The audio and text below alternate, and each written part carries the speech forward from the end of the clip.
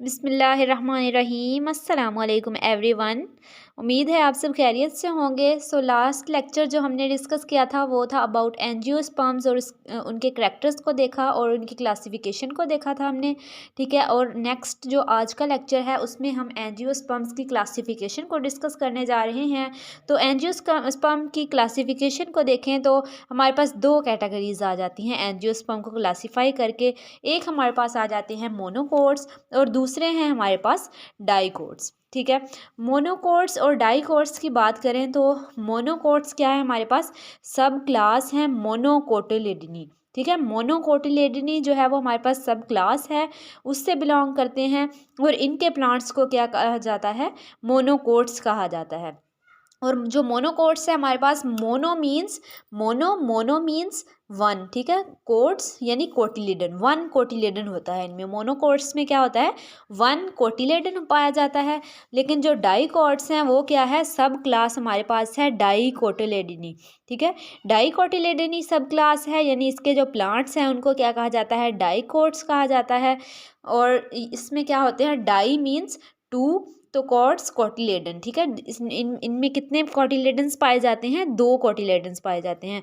तो मोनोकोट्स और डाइकोट्स हमारे पास वन कोटिलेडन और टू कोटिलेडन मौजूद होते हैं। तो इनके डिफरेंसेस को अगर देखें तो सेपल्स और पेटल्स को पहले भी हमने देखा, ये नॉन रिप्रोडक्टिव पार्ट्स हैं फ्लावर के, ठीक है। सेपल्स और पेटल्स की बात करें तो एंजियोस्पर्म्स में जो मोनोकोट्स हैं, ठीक है, एक कैटेगरी मोनोकोट्स है, दूसरी है डाइकोट्स। मोनोकोट्स में सेपल्स और पेटल्स क्या होते हैं, 3 और मल्टीपल ऑफ 3, ठीक है। 3 सेपल्स और पेटल्स पाए जाते हैं या मल्टीपल ऑफ 3, ठीक है। मल्टीपल ऑफ 3 का क्या मतलब है कि 3, 6, 9, 12 इस तरह से, यानी जिस पे 3 जो है वो डिवाइड हो सकता है, उनको कहते हैं मल्टीपल ऑफ 3।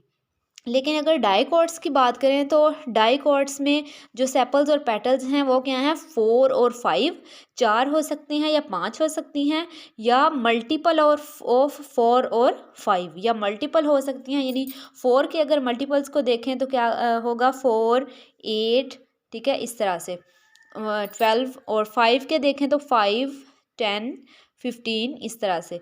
तो ये 4 हो सकते हैं या 5 हो सकते हैं, ये मल्टीपल ऑफ 4 और 5।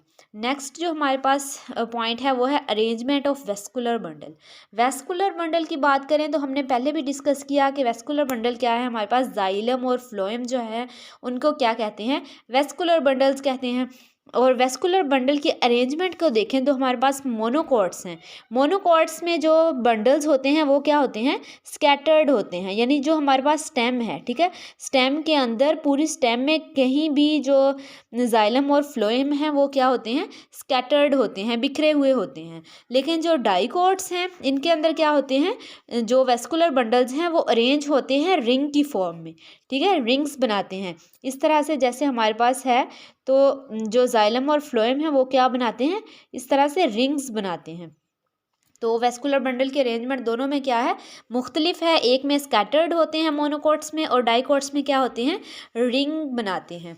और पैटर्न ऑफ वेन की बात करें, ठीक है, पैटर्न ऑफ वेन की बात करें तो जो हमारे पास मोनोकोट्स हैं उनमें एक ऐसी विनेशन होती है, पैरेलल विनेशन होती है। जैसे हमारे पास ये हमारे पास क्या है, लीफ है, ठीक है, इसमें ये क्या है, मेन वेन है, ठीक है, मेन ये है। और पैरेलल किस तरह से होगी, इस तरह से हमारे पास क्या होगी, विनेशन पैरेलल होगी, ये इस तरह से होगी, ये हमारे पास क्या है, पैरेलल विनेशन है।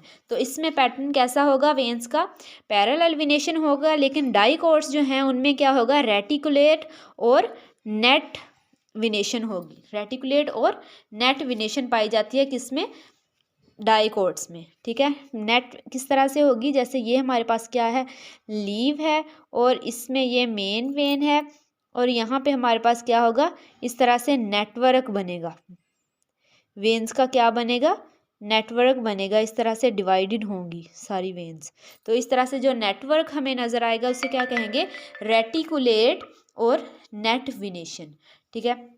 नेक्स्ट जो हमारे पास पॉइंट है वो है वुड प्रेजेंस, ठीक है। वुड प्रेजेंस की बात करें तो जो हमारे पास मोनोकोट्स हैं उनमें वो किस तरह के पाए जाते हैं, हर्बेशियस पाए जाते हैं। हर्बेशियस का क्या मतलब होता है, यानी कि इसमें वुड प्रेजेंट नहीं होती, ठीक है, वुड्स नहीं होती, तो ये हर्बेशियस होते हैं, वुडी नहीं होता प्लांट। और डाइकोट्स की बात करें तो ये वुडी भी हो सकते हैं और हर्बेशियस भी हो सकते हैं। अगर इस तरह से रिंग्स ज़्यादा पाई जाएँ, कॉम्प्लेक्स स्ट्रक्चर होगा तो वो क्या होंगे, वुडी होंगे। और अगर इस तरह से रिंग्स नहीं बनेंगी, स्कैटर्ड होगा ज़्यादा, तो वो कौन सी होंगी, हर्बेशियस होंगी। तो ये इस तरह से वुड की प्रेजेंस होती है। नेक्स्ट हमारे पास पेटल्स आ जाती हैं। पेटल्स जो हैं वो सेपरेटेड होती हैं या गैमो पेटल्स होती हैं, ठीक है।